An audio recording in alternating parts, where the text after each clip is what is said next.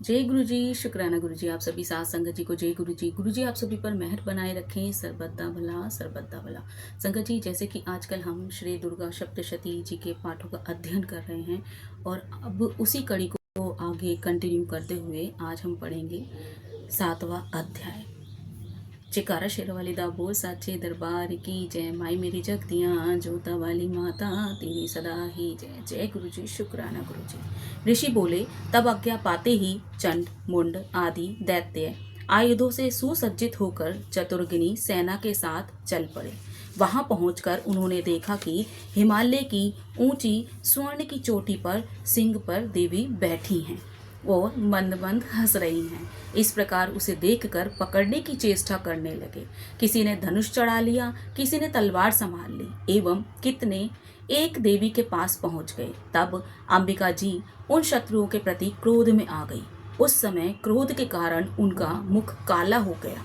देवी के माथे पर कुटिल होकर बोहें तन गई। तब तो भयानक मुख वाली काली देवी तलवार तथा पाश लिए प्रकट।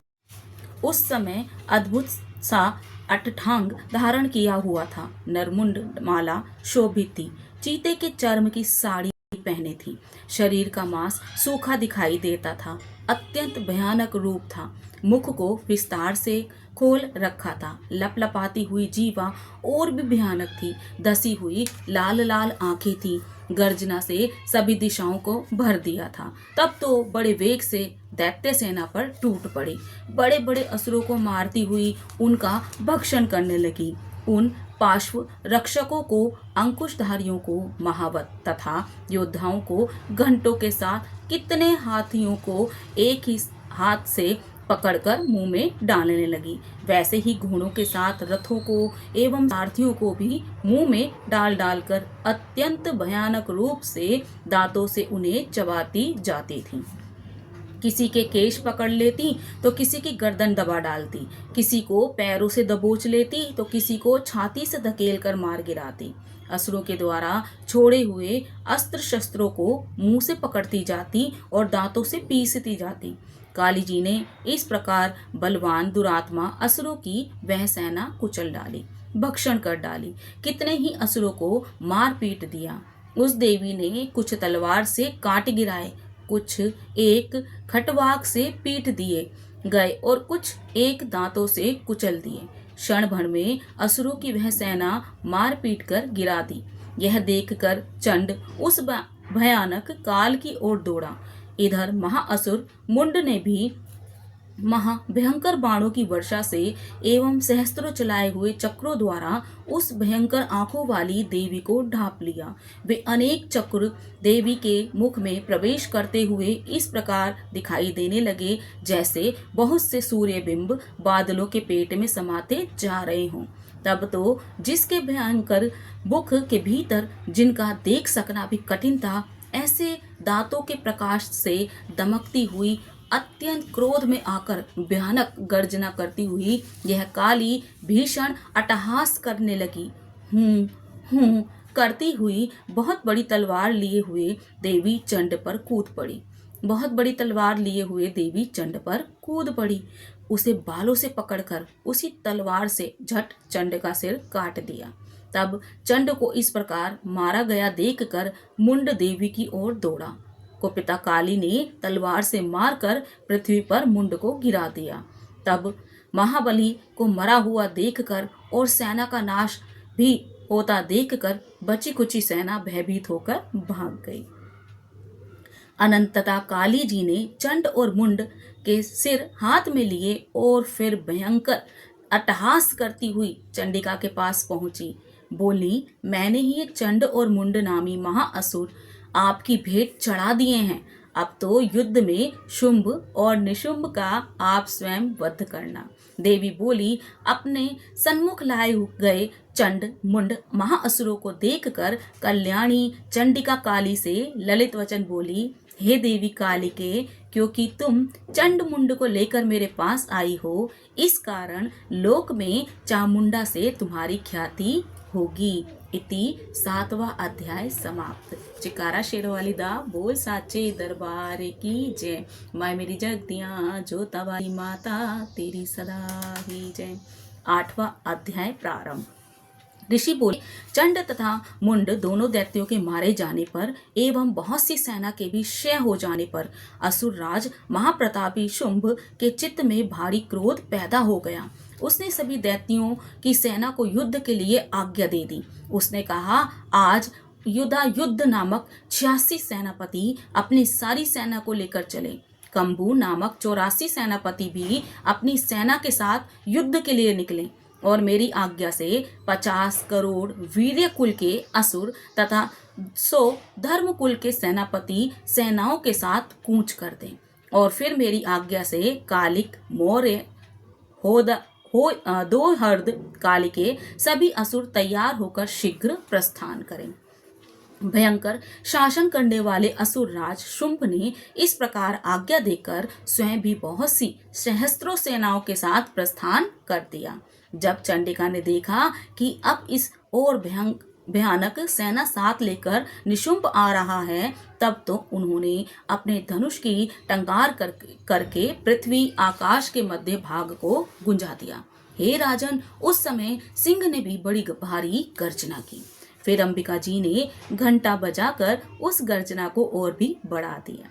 उस शब्द को सुनकर दैत्य सेनाओं ने चारों ओर से आकर देवी, सिंह और काली को क्रोध के साथ घेर लिया। इसी अवसर के मध्य में, हे राजन, दैत्यों के नाश के लिए तथा देवताओं की वृद्धि के लिए अत्यंत बल एवं पराक्रम से संपन्न होकर ब्रह्मा, विष्णु, शिव, कार्तिकेय स्वामी, इंद्र आदि देवी की शक्तियां उन्हीं के शरीरों से निकलकर उन्हीं रूपों से चंडिका के पास आ गई।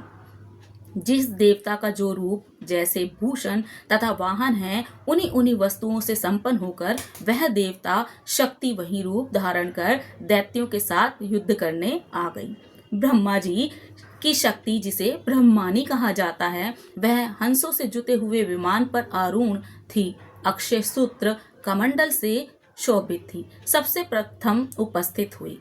महेश्वर की शक्ति वृषभ पर विराजमान सुंदर त्रिशूल धारण किए, महासर्पों के कंकण धारण किए, मस्तक पर चंद्र रेखा सुशोभित थी। वह माहेश्वरी शक्ति आई।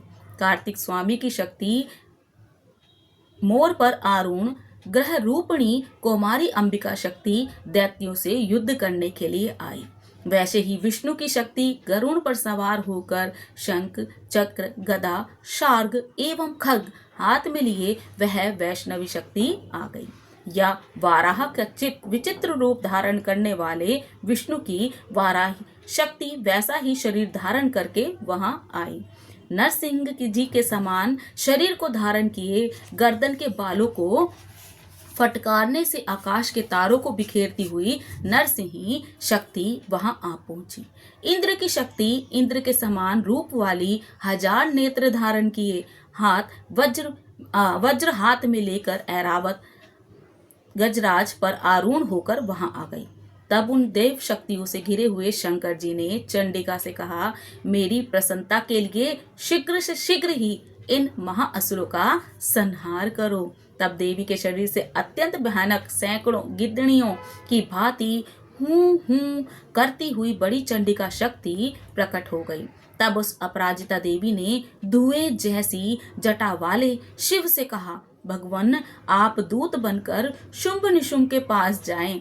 वहां जाकर उन महाअभिमानी शुंभ निशुंभ दानवों को तथा युद्ध में आए दूसरे दानवों को भी कहें कि हे दानवों, यदि तुम जीना चाहते हो तो त्रिलोकी का राज्य इंद्र को प्रदान करो। सभी देवता या भाग पाएं और तुम लोग पाताल में चले जाओ। यदि तुम्हें कुछ बल का अभिमान हो और युद्ध की अभिलाषा हो तो आ जाओ।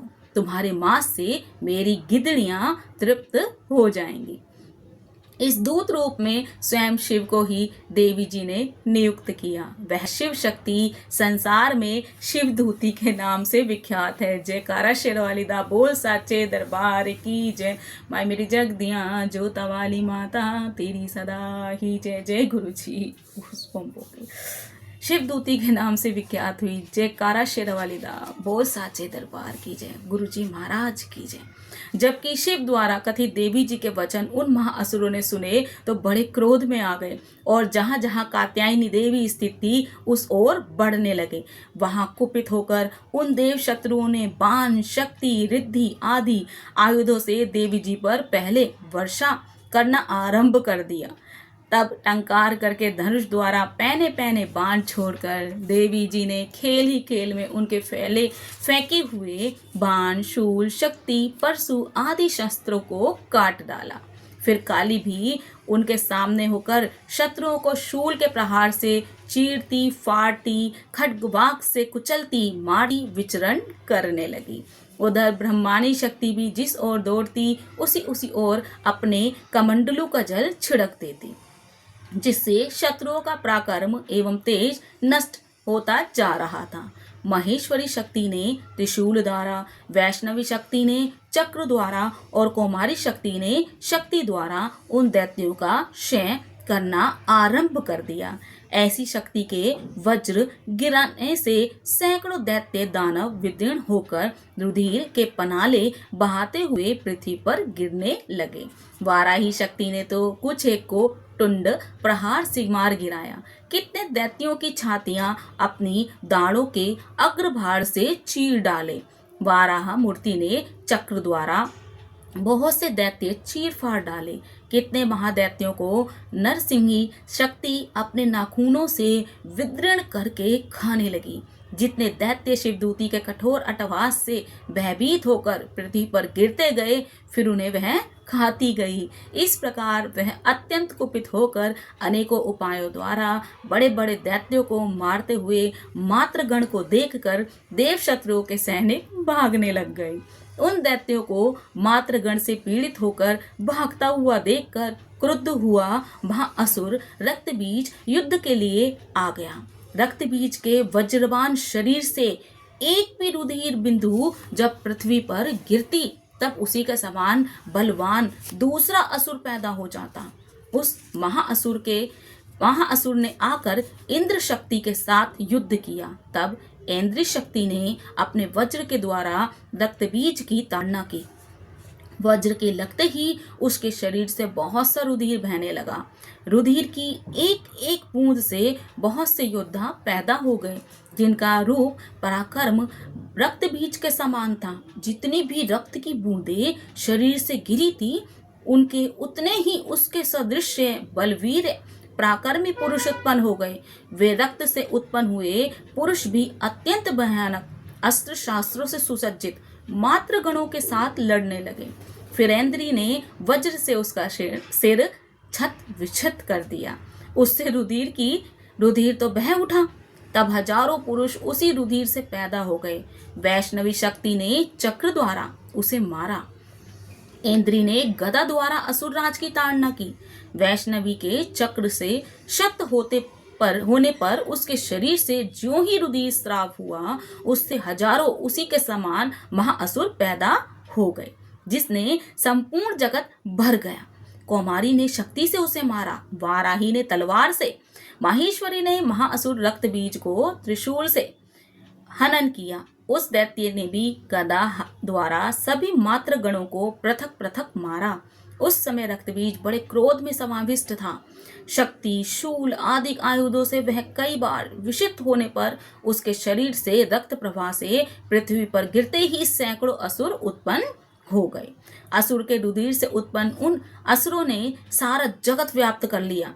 देवताओं को डरा एवं उदास देखकर तब शीघ्र ही चंडिका ने काली से कहा, हे चामुंडे, तुम अपना मुख और विस्तार से फैला लो। मेरे शस्त्र के पास से गिरते हुए रुधिर बिंदु तथा बिंदुओं से उत्पन्न महादैत्यों को अपने वेगवान मुख द्वारा खाती जाओ। युद्ध भूमि में रुधिरोत्पन्न इन महान असुरों का भक्षण करती हुई घूमती रहो। इस प्रकार कहकर चंडिका ने रक्तबीज पर त्रिशूल से प्रहार कर दिया। फिर काली ने रक्तबीज का रुधिर मुख से ग्रहण कर लिया। उस असुर ने भी चंडिका पर गदा चलाई, किंतु उस गदापात द्वारा चंडिका को कोई भी थोड़ी सी भी वेदना न हुई। रक्तबीज ने शक्त विषक्त शरीर से जो बहुत सा रुधिर गिरने लगा उसे चामुंडा मुख द्वारा पीती गई, और जो रक्तपात दैत्य उत्पन्न हो गए थे उन्हें भी मुख में डालती गई। इस प्रकार चामुंडा ने सभी दैत्य खा डाले और रक्तबीज का रुधिर भी पी डाला। तब देवी ने शूल वज्र तलवार आदि आयुधों से हीन उस महाअसुर रक्तबीज को मार दिया। शस्त्र समूहों से आहत होकर वह पृथ्वी पर गिर पड़ा। हे राजन, रुधिर तो उसका चामुंडा ने पहले ही पी लिया था। उसकी मृत्यु होने पर देवता प्रसन्न हुए। मात्रगण उसके रुधिर पान के मस से उन्मत्त होकर नृत्य करने लगे। इति 8वां अध्याय समाप्त। जयकारा शेरावाली दा बोल सच्चे दरबार की जय। माय मेरी जगदियां जोता वाली माता तेरी सदा ही जय। 9वां अध्याय प्रारंभ। ऋषि बोले, हे राजन, रक्तबीज के मर जाने पर एवं युद्ध में अन्य असुरों के भी मर जाने पर शुंभ निशुंभ दैत्यों का क्रोध बढ़ गया। फिर दैत्यों की प्रधान सेना को लेकर निशुंभ युद्ध भूमि में आया। उसके आगे पीछे दाएं बाएं बड़े बड़े दैत्य थे। वे क्रोध के मारे होठ काट रहे थे। शुंभ भी अपनी सेना के साथ मात्र गणों से लड़कर चंडिका को मार डालने की इच्छा से आ गया। दोनों दैत्य बादलों की तरह बाणों की वर्षा करने लगे। अपने बाणों के समूह से चंडिका ने उनके बाण काट दिए। फिर शस्त्र समूह से उन दैत्यों के अंगों पर प्रहार किया। निशुंभ ने तीखी तलवार तथा चमचमाती ढाल उठा ली। देवी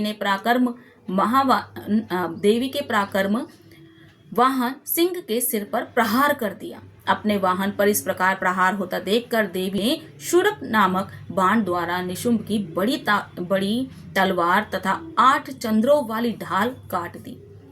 तलवार तथा ढाल के कट जाने पर दैत्य ने शक्ति चलाई। उसे सामने आता देखकर चक्र द्वारा उसके 2 टुकड़े कर डाले। तब तो अत्यंत कुपित होकर निशुंभ दानव ने शूल उठा लिया और उसे फेंक दिया। देवी जी ने मुक्कों के प्रहार से भी उसे चूर चूर कर दिया। गदा उठाकर फिर चंडिका की ओर फेंकी। देवी ने उसको भी त्रिशूल द्वारा काट दिया और वह भस्म हो गई। उसके अनंतर दैत्यराज को फरसा उठाए आता देखकर देवी ने बाण समूहों द्वारा प्रहार करके उसे पृथ्वी पर गिरा दिया। उस भयानक पराक्रमी भाई निशुंभ के इस प्रकार धराशायी होने पर शुंभ गुस्से में भर गया और अंबिका को मारने के लिए सामने आया। वह रथ पर बैठा हुआ था। उसकी बड़ी बड़ी अनुपम 8 भुजाएं थीं। उसमें भयंकर शस्त्र शोभायमान थे। उन भुजाओं के से सारा आकाश को ढांपकर वह शोभित हो रहा था। उसे इस प्रकार आता देखकर देवी ने शंख बजाया और धनुष से अत्यंत दुस्साहस टंकार की। समस्त देवताओं के तेज वध करने वाले अपने घंटे का शब्द करके उसे दिशाओं में भर दिया। तब सिंह ने भी बड़े बड़े हाथियों के महामद को दूर करने वाली भारी गर्जना लगाई। उसके द्वारा आकाश, पृथ्वी एवं 10 दिशाएं गूंज उठी। तब काली ने आकाश में उड़कर पृथ्वी पर दोनों हाथों से ताड़ना। उस शब्द से तो पहले के सभी शब्द मंद पड़ गए। तब शिवदूती ने अमंगल रूप अट्टहास करके उन शब्दों से दैत्य डर गए। शुंभ के गुस्से का पारा चढ़ गया। फिर जबकि अंबिका ने कहा कि हे दुरात्मा, ठहर ठहर, तब आकाश में स्थित देवता जय जयकार करने लगे। शुंभ ने क्रोध कर आग बरसाती हुई भयंकर शक्ति चलाई। अग्नि के पहाड़ की तरह आती हुई उसे देखकर देवी ने अग्नि की भारी उल्का से उसे हटा दिया। शुंभ ने फिर सिंहनाद किया। उस त्रिलोकी गूंज उठी। हे राजन, उस सिंहनाद का इतना घोर शब्द था जैसे कि वज्रपात हो। उसने बाकी शब्दों को परास्त कर दिया। तब शुंभ द्वारा छोड़े हुए बाणों को देवी ने तथा देवी द्वारा चलाए बाणों को शुंभ ने अपने उग्र बाणों द्वारा सैकड़ों हजार टुकड़े कर दिया। तब चंडिका ने कुपित होकर शुंभ को शूल से मारा। उसके लगते ही वह मूर्छित होकर पृथ्वी पर गिर पड़ा। इतने में निशुंभ चैतन्य होकर वहां पहुंच गया। हाथ में धनुष लेकर बाणों से काली तथा सिंह पर प्रहार कर दिया। उस दानवराज ने अपनी 10,000 भुजाएं बना ली। फिर चक्रों का प्रहार करने लगा। घोर संकटों का नाश करने वाली भगवती दुर्गा ने अपने बाणों से उन चक्रों तथा सभी बाणों को काट गिराया। तब निशुंभ असुर सेना से आवृत होकर चंडिका के वध के लिए हाथ में गदा लेकर बड़े वेग से भागा। वेग से आते हुए उसकी गदा को तीखी तलवार के साथ चंडिका ने काट दिया। फिर दानव ने शूल उठा लिया। शूल हाथ में लिए उसे देव पीड़क निशुंभ को आता देखकर चंडिका ने अपना शूल वेग से चलाकर उसकी छाती बीध दी। उसकी छाती के फटते ही उसी छाती के समान एक महाबली पुरुष निकला। वह खड़ी इस प्रकार कहने लगा। उसके निकलते हुए पुरुष की बातें सुनते ही देवी आवाज करके हंसी और तलवार से उसका सिर काट दिया। वह पृथ्वी पर गिर पड़ा। तब भयंकर दाढ़ों वाला सिंह दाढ़ों से असुरों के सिर खुरच कर खाने लगा। जैसे ही काल ने तथा शिवदूती ने बहुत से दानवों का भक्षण कर डाला और कई सिंह के ग्रास बन गए। इति नवा अध्याय समाप्त। जयकारा शेरवाली दा बोल साचे दरबार की जय। माय मेरी जगतियाँ जोता वाली माता तेरी सदा ही जय। जय गुरु जी, शुक्राना गुरु जी। संगत जी मैं आज अपनी वाणी को यहीं विराम दूंगी। जय गुरु जी, शुक्राना गुरु जी। जय जय गुरु जी।